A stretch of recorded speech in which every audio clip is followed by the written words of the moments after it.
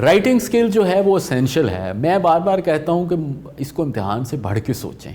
ہماری پچھلے دنوں میں نے ایک مشق کی اور ہم ایک پروجیکٹ کر رہے تھے, تو میں نے کارپوریٹ سیکٹر سے بھی رابطہ کیا, پبلک سیکٹر میں بھی رابطہ کیا, کافی لمبا سیمپل اسٹڈی کیا, اور میں نے پوچھا کہ آپ کیا سمجھتے ہیں کہ جو ہمارے فریش گریجویٹس ہیں ان میں کون سے سکل کی کمی ہے. آپ یقین کیجئے کہ انہوں نے 3 چیزیں بتائیں, 3 بڑی چیزیں جس کی انہوں نے کہا کہ ان میں کمی ہے. پہلے نمبر پہ انہوں نے کہا کہ ایکچولی ہمارے لوگوں کی جو پرسنالٹی ڈیولپمنٹ ہے, جو ایک پیشہ ورانہ زندگی کے لیے چاہیے, کہ اس کی بڑی کمی ہے. لوگ آ جاتے ہیں دفتروں میں لیکن وہ اس طرح کا ان کا بیہیویئر نہیں ہوتا. سرکار میں تو چلیں تربیت سے اس کو کیا جاتا ہے, لیکن پرائیویٹ سیکٹر میں جہاں پہ تربیت نہیں ہوتی وہ کافی اس میں ٹائم لگتا ہے. دوسرا انہوں نے کہا کہ ان کے جو رائٹنگ سکلز ہیں اسپیشلی ان میں بہت ہی کمی اس لیے ہو گئی ہے کیونکہ جب وہ ایکسپیکٹ کرتے ہیں کہ آپ نے کوئی چیز پروجیکٹ کرنا ہے, کوئی منصوبہ بنانا ہے, کوئی انیشیٹو لینا ہے, تو آپ پہلے اس کو آن پیپر اس کا کانسیپٹ پیپر لکھتے ہیں, اس کے بعد اس کو کہیں سے اس کو سرکولیٹ کرتے ہیں لوگوں میں کہ آپ کہنا کیا چاہتے ہیں. تو اکثر جو بندہ بات کہہ رہا ہوتا ہے اسی کو کہیں کہ آپ اپنی بات کو پیپر پہ دیں تو وہ لکھ نہیں سکتا. اور تیسرا سکل جو انہوں نے کہا کہ بہت ہی ضروری ہے, ظاہر ہے, وہ ٹیکنالوجی, یا خصوصاً وہ ٹیکنالوجی جو فرنٹ پہ نہیں بیک پہ یوز ہو رہی ہے. تو وہ 2 ٹیکنالوجی تو ایک بڑی اسپیسیفک فیلڈ ہے, لیکن رائٹنگ سکلز ہمارے ہاں جنرلی جو ہے وہ بہت ہی کم ہے. اب وہ کیوں کم ہے؟ اس کی وجہ یہ ہوتی ہے کہ ہمارے ہاں امتحانوں کا خوف اتنا زیادہ ہے کہ جب آپ کو یاد ہوگا کہ بچپن میں ہم سے زبردستی جو ہوم ورک کروایا جاتا تھا وہ صرف کاپنگ ہوتی تھی. مثلا ہمیں کہا جاتا تھا ہوم ورک کرو, یا وہ چھٹیوں کا کام, گرمیوں میں یاد ہوگا آپ کو چھٹیوں کا کام. اور چھٹیوں کا کام کیا کام تھا؟ آپ آنکھیں ایک آنکھ باندھ ایک آنکھ کھلی رکھ کے اس کو کاپی کری جا رہے ہیں, ہوم ورک بھی کاپی کری جا رہے ہیں. آپ دیکھیے دنیا میں جہاں پہ اچھے اسکول ہیں, اور اب پاکستان میں بھی بہت اچھے اسکول آ گئے ہیں محنت والے, تو وہ آپ کو رائٹنگ کا کام کیا دیتے ہیں؟ وہ آپ کو رائٹنگ کا کام یہ دیتے ہیں کہ اپنے پیٹس کے بارے میں بتائیں. وہ آپ کو رائٹنگ کا کام دیتے ہیں کہ آپ یہ بتائیے کہ آپ کا دن کیسا گزرا ہے. وہ رائٹنگ کا کام دے رہے ہیں جس میں اوریجنیلٹی ہے, جس میں امیجنیشن ہے, جس میں کریٹیوٹی ہے. تو یہاں سے رائٹنگ کی بیس بنتی ہے.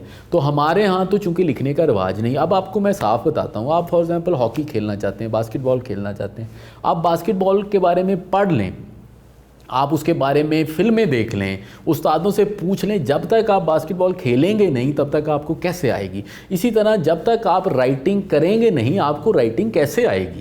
عموماً جب لوگ CSS کی تیاری کرتے ہیں اس دوران بھی وہ نہیں لکھتے, کیونکہ ان کا یہ خیال ہوتا ہے کہ لکھنا جو ہے وہ وقت کا ضیاع ہے, پڑھنا میرا علم ہے. میں عرض یہ کرنا چاہتا ہوں آپ کو, اصل علم آپ کا وہ ہے جو لکھنا ہے. اور میں اس سے پہلے بھی اسی سلسلے میں آپ کو اپنی یہ عرض کر چکا ہوں کہ لکھنے اور سوچنے کا براہ راست تعلق ہے.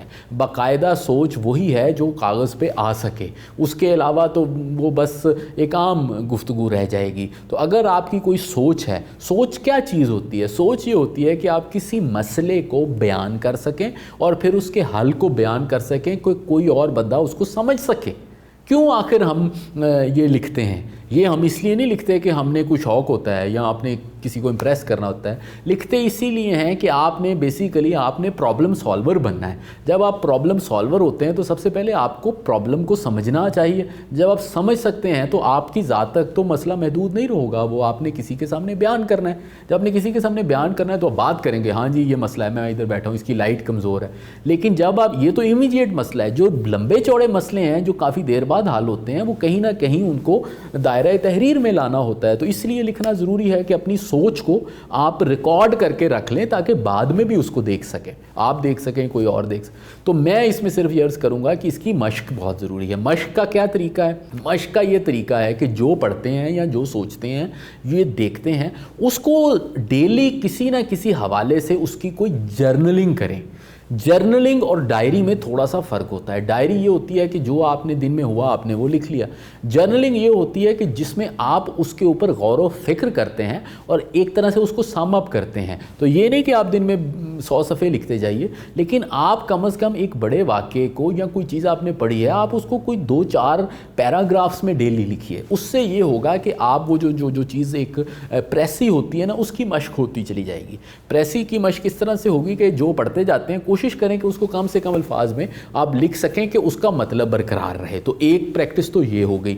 دوسری پریکٹس یہ ہوگی جس کو ہم عموماً ایسے کی پریکٹس کہتے ہیں. ایسے اس لیے ضروری ہے کہ وہ گویا آپ کا نقطۂ کیا نام ہے آپ کا معافی و ضمیر ہے، آپ کا ایک دنیا کے بارے میں کسی شعبے کے بارے میں آپ کی ایک رائے ہے. اب آپ نے وہ رائے دینی ہے جو کہ بڑی کوجنٹ ہو، بڑی کوہیرنٹ ہو، کنونسنگ ہو، لوگوں پہ اپنا اثر چھوڑ سکے. اب ہوتا یہ ہے کہ ہم اس کو یاد تو بہت کرتے ہیں لیکن ہمارے بس دل اسی طرف جاتا ہے کہ ادھر سے میں چیز اٹھاؤں اور اس کو ادھر رکھ دوں. ادھر اور ادھر کے بیچ میں آپ خود ہیں، عقل سلیم ہے آپ کے پاس، آپ اچھے انسان ہیں، آپ کے پاس ایک زرخیز دماغ ہے، تو جو چیز ادھر سے اٹھاتے ہیں اس کو کہیں اپنے دماغ میں کچھ اس کو برتے ہیں، اس کو کچھ الٹے پلٹیں اور اس کے بارے میں پھر رائے قائم کریں. وہ آپ کا ایک مضمون بنے گا. اس کی مشق کیسے ہوگی؟ وہ ڈیلی لکھنے سے ہوگی. اس کے کئی طریقے ہیں. ایک طریقہ یہ ہے کہ آپ تھوڑا تھوڑا کر کے لکھیں، ایک پیرا لکھیں پھر اس کو بڑھائیں، دوسرا پیرا لکھیں پھر تیسرا لکھیں. یا یہ ہے کہ آؤٹ لائن لکھیں پھر اس کے بعد شروع کریں. یا یہ ہے کہ پورا مضمون ایک صفحے کا لکھیں پھر 2 صفحے کا لکھیں پھر 3 صفحے کا لکھیں پھر 4 صفحے کا لکھیں.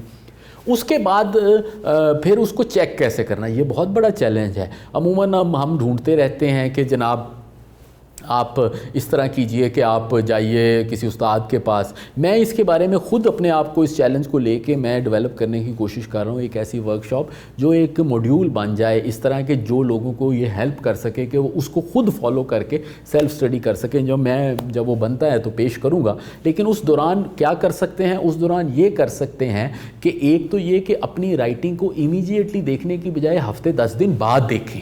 مطلب آپ نے اگر آج کچھ لکھا ہے نا، اس کو آج کے دن نہ دیکھیں، اس کو ہفتے بعد دیکھیں، پھر اس کا ایک سیکنڈ ڈرافٹ بنائیں، پھر اس کا ایک تھرڈ ڈرافٹ بنائیں. آہستہ آہستہ جو آپ اپنے فرسٹ ڈرافٹ کا اور تھرڈ فورتھ ڈرافٹ کا فرق دیکھیں تو وہ آہستہ آہستہ کم ہو جانا چاہیے.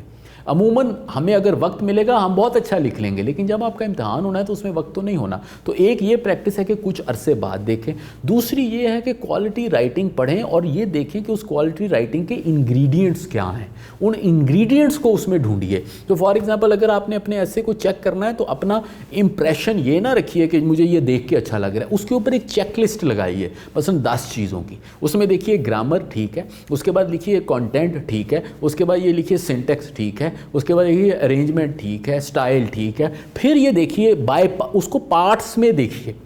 پھر آپ دیکھیں گے کہ اچھا آپ کا فالٹ کیا ہے. کیا آپ کا فالٹ ووکیبلری میں ہے؟ کیا آپ کا فالٹ گرامر میں ہے؟ کیا آپ کا فالٹ سٹائل میں ہے؟ کیا آپ کا فالٹ ریپیٹیشن کر رہے ہیں، ایک بات کرتے ہیں؟